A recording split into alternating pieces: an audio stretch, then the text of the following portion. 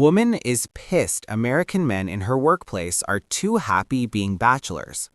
Question for the men.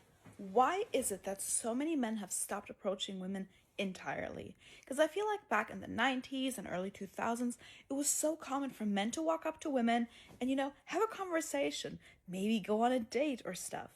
But that doesn't seem to happen anymore at all. Why? Like, what's going on? She's asking men, why have so many of you stopped approaching women entirely? I'll give you the complete, honest answer. We stopped approaching because the cost-benefit analysis no longer makes sense. Here's what approaching women now involves.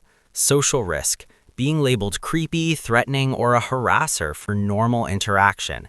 Digital risk, being filmed, posted online, mocked by thousands, or going viral as a negative example. Professional risk, workplace approaches can cost careers. Campus approaches can cost education. Legal/reputational risk, any approach can be retroactively framed as harassment or assault. Emotional exhaustion, high rejection rates, flaky behavior, women who engage for validation then ghost. Financial waste, approaching leads to dates where we pay, invest time, and often get used for free meals. Cultural messaging, women have explicitly, repeatedly said leave us alone in every public space for years. Better alternatives. Porn, video games, hobbies, career, friendships provide more consistent satisfaction with zero risk. What do we get in return for taking all these risks? A small chance of connecting with a woman who's probably talking to dozens of other men, has unrealistic standards, might be using us for attention or resources, could flake at any moment, and offers increasingly less value in relationships. Less cooperation, less femininity, more entitlement, more drama, and the ability to destroy us legally and financially if things don't work out. Why would we approach when that's the deal? We're not scared, we're not weak, we're not broken. We're rational. We did the math, and approaching modern women is a terrible investment of time, energy, and risk, so we stopped. You wanted independence, equality, and to be left alone. You got it. Don't complain now. I'm officially going on a third date, so I thought we could get ready together while I answer this question. I think more than anything, it's just important to be aligned, and I don't want to be with someone who doesn't feel the same way that I do about things. And I'm not saying that, well, if you feel differently on some of the things, I am saying it's wrong. Point blank, period. But I guess on every single topic, it doesn't matter. But on these specific ones, it matters a lot to me. On the date itself, I noticed that through his language alone, that he respects women, women's rights. He understands that you don't objectify women, which should be the absolute bare minimum opinion. Can't remember how I phrased this question. I'm going to have to rack my brain. But I wanted to also find out if he was an ally to LGBTQIA+, because that is also very important to me. While I'm not part of that community, I do consider myself a good, strong ally. And it's important for me to not have a homophobic partner. Should just be common sense, but it's not. I think that topic is the one that I was most curious about because of a few things in his life. And I just thought to myself, this could go either way. You could have conservative views or you could have progressive views. And I'm just glad that they're progressive, and that's why we have progressed to a second and now third date. I think there's one side of being an ally, and correct me if I'm wrong here because I probably am not the person to ask, but I feel like from my experience, some people will say they're an ally to LGBTQ+, and then some people are actually allies to that community. And the reason that I know that he is an ally to this community, and this was a very subtle thing that he did, which I respect, was we were talking about my love for Sam Smith. And Sam Smith goes by they, them pronouns. And we were talking on the phone, talking about Sam Smith, and he referred to Sam Smith as he. And I continued the conversation, and I say, like, I try to be respectful, even in private conversations, because Sam Smith goes by they, them pronouns. And immediately, when speaking about Sam Smith, he used they, them pronouns. And that tells me that he respects other people's pronouns and he doesn't see it as an issue because it's not. I really like that he's open and he's honest, and I feel like I am getting to know him very well.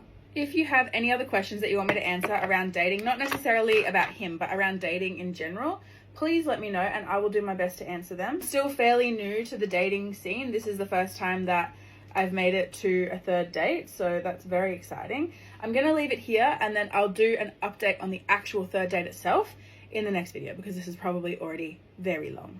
So if he doesn't like the whole gay community, you'll walk away? He needs to run for the hills.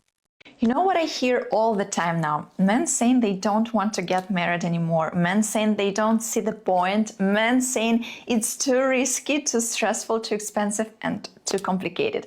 And honestly, I don't blame them actually, because when you compare marriage today to what marriage looked like 30 or even 40 years ago, the difference is huge. Marriage used to give something to both sides. It used to feel like a real partnership.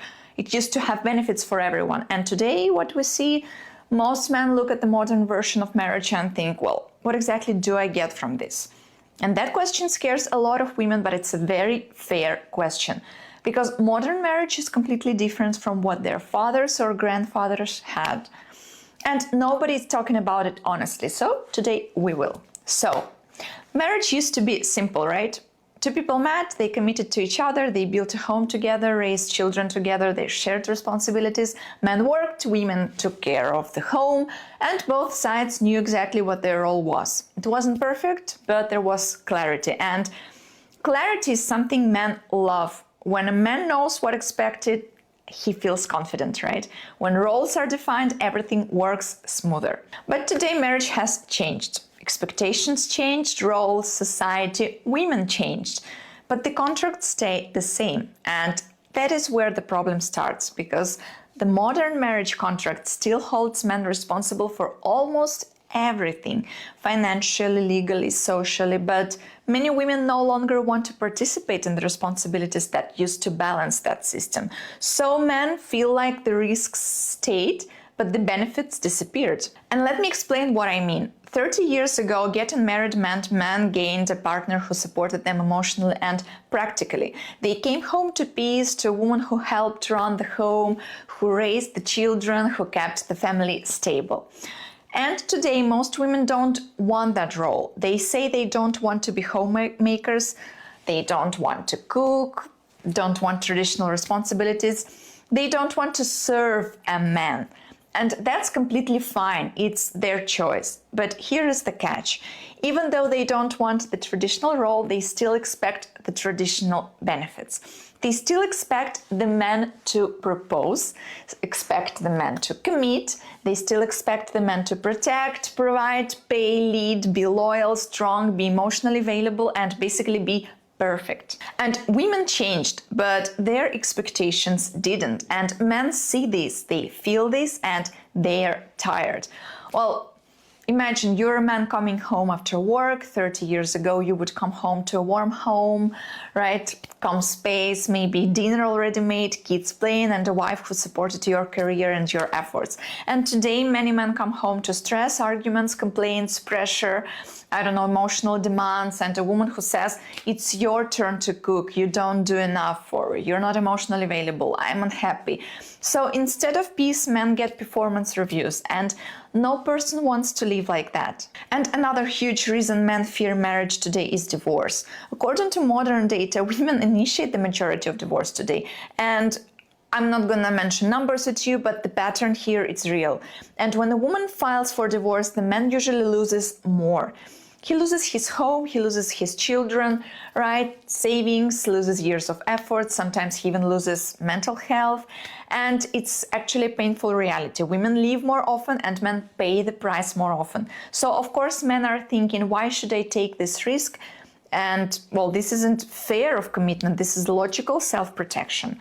And let me tell you, 30 years ago, divorce was rare. People worked through problems. Women didn't have endless advice from social media telling them they deserve better every time they feel slightly unhappy. And today, if a woman feels bored, stressed, unfulfilled, or thinks that relationship isn't exciting enough, she gets online support telling her to leave. And people tell her that stability is boring, that a good man is replaceable, that she deserves a new chapter. And many women listen.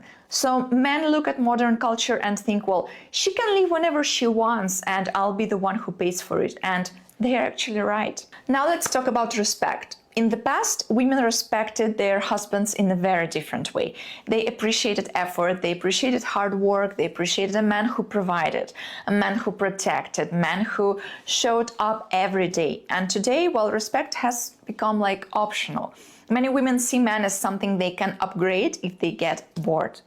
They treat marriage like a long-term dating situation that can end at any moment. And well, disrespect is one of the biggest reasons modern men avoid marriage. A man would rather be alone than disrespected in his own home. And then there is loyalty. 30 years ago, people didn't have 24/7 access to validation from strangers. And today, social media gives women attention, compliments, flirtation, messages, likes all day long. A married woman today can act single online. She can be emotionally distracted by other men without ever physically cheating. She can compare her husband to every attractive man she sees online.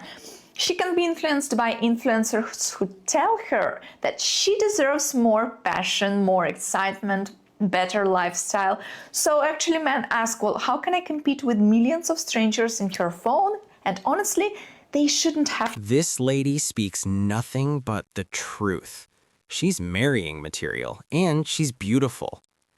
The core issue in modern marriage is not that men want a return to traditional gender roles, but that they want consistent and reciprocal equality.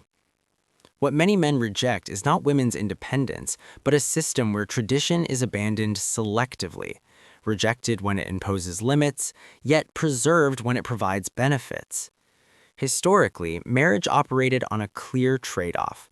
Men bore the primary burden of provision, protection, and sacrifice, including fighting and dying in wars, while women accepted dependence and restrictions in exchange for significant privileges: material provision, protection, being pursued rather than pursuing, setting conditions rather than meeting them, being treated as the prize, and being shielded from the most dangerous obligations of society.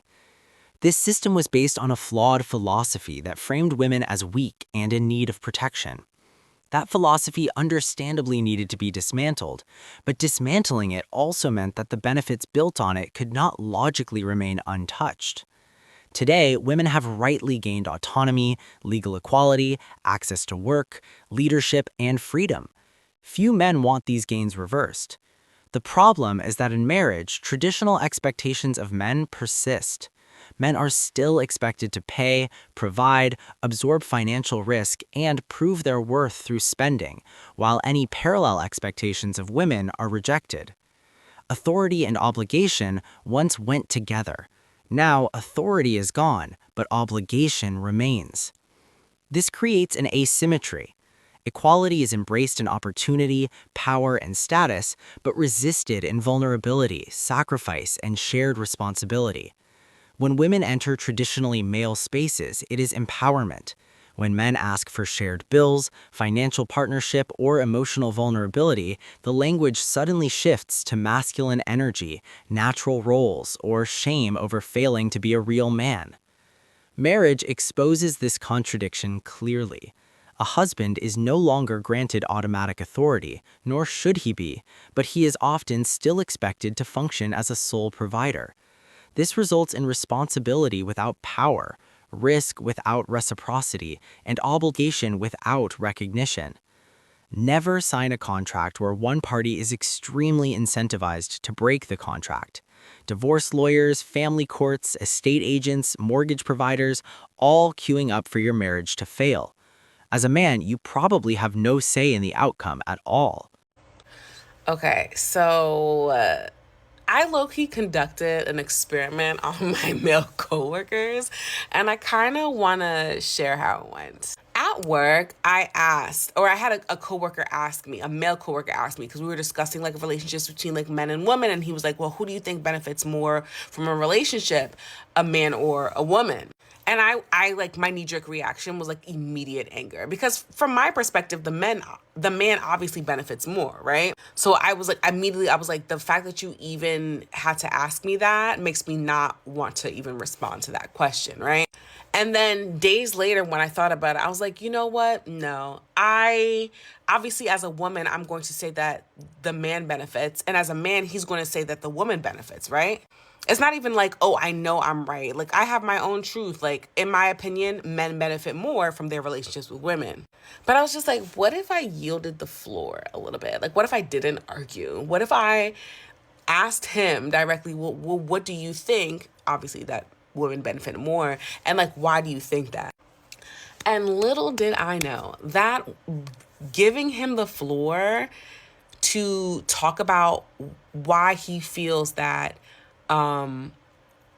women benefit more from relationships with men. And again, me being completely diplomatic, I didn't really, anytime he asked me questions in terms of what I thought, I always redirected the conversation back to him. I always yielded the floor back to him, his thoughts, his feelings. Because baby, I'm the mad scientist. You're the subject. I'm here to collect data. That's exactly how I saw that conversation. And it was really fascinating watching like my other male coworkers chime in and like give their 2 cents on things. Where the conversation took a very interesting turn was when the conversation of like pay and like pay gap came in. And it was like really fascinating to me how many of my male coworkers were saying that the gender pay gap isn't real.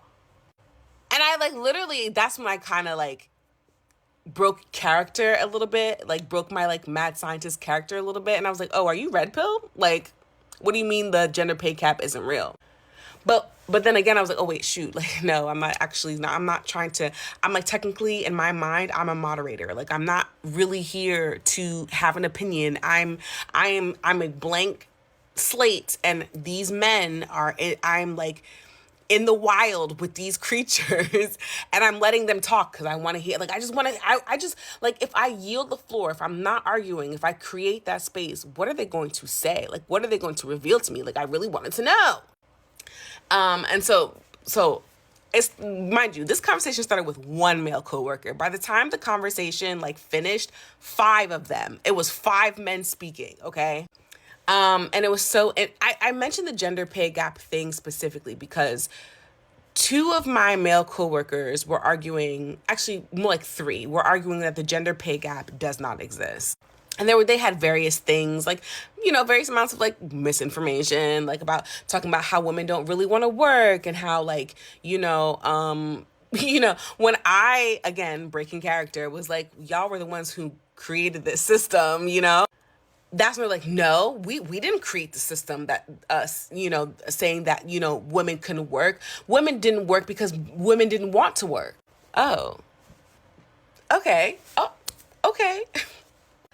Who was I to argue? Who was I to argue? Again, mad scientist. I was like, okay, the gender pay gap doesn't exist. Okay. Women didn't have access to work because they didn't want to work. Okay.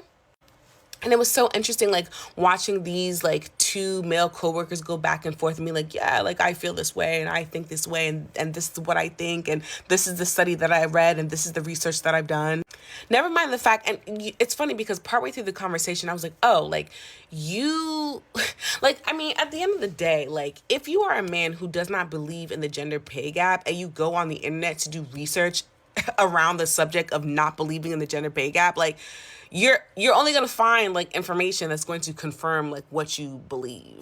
And whether you want to be honest with yourself or not, it's going to be red pill content. Like, I'm sorry. And it just kind of like cracks me up because I was like, oh, like that's red pill. And they're like, no, that's not red pill. No, like, these are facts. And then again, I was like, oh shit, okay, man, I'm the mad scientist. I'm the observer. I'm not really supposed to be like interjecting, Anywho, so interesting. I had like another male coworker like jump in, and he was just like, no, actually, I believe in the gender pay gap. I do believe like women are discriminated against in the workplace. And I was like, oh, I was not expecting that. And then, he started talking about his personal experiences and what he witnessed his female coworkers going through just in terms of like even just experiencing sexual harassment in the workplace and like being denied like promotions as a result of what they were or were not willing to do to male or with male superiors. And then I had another male coworker chime in and say, hey, like, I believe the gender pay gap is real. and he was talking again within the context of promotions and like who's allowed to be in positions of power. And he talked about his one female coworker that everyone spoke about, that was like very hardworking, been in the company for like 5-6 years, and she was moved from restaurant to restaurant, but was never once promoted. And it's so interesting how like the other male coworkers who had just, gone on this entire rant, brought out these facts and receipts, talking about how the gender pay gap wasn't real, were like really quiet and listened very intently to what these other men had to say. And so I'm sitting there listening, like just like watching these interactions like play out, because I don't know, I just think it's so fascinating. Like, could I sit there and be like, oh, like fuck men, like on two different levels, right? I really could be like fuck men on two different levels. On one level, it's the fact that like hearing me say that the gender pay gap was real wasn't enough for them, because as a woman, the assumption is implicit bias. They didn't actually really want to listen to the idea of, not even the idea, the concept behind what I was saying until another man was speaking about it. And, when we think about what we know about how men like work and operate within their own communities, it makes sense. Like again, I'm the mad scientist. I'm the observer, right? This all makes sense. And then two, on the other level, you have the two male coworkers that did believe in the gender pay gap, and their belief wasn't rooted in research. Do you know what I mean? Like for the men who did not believe in the gender pay gap, their belief system was rooted in research. Now, when you think about the algorithmic internet and men who don't believe in the gender pay gap, like what kind of research, do you know what I mean? Like what kind of research are they really actually doing? Versus the men who did believe in the gender pay gap, had not done any research, and their only reasoning was personal experience, personally witnessing female coworkers being dicked over in the workspace. Which again confirms the belief that men who don't actively witness women going through things don't have empathy for women. And then baked into that, I had one other male coworker who previously was like, the gender pay gap is not real, come back and say, okay, well, let me add some nuance to my argument. Did I agree with him? No. But was it interesting to hear the nuance that he added to his argument? Yes. Especially because that nuance was added because he listened to the other male coworker that did believe in the gender pay gap.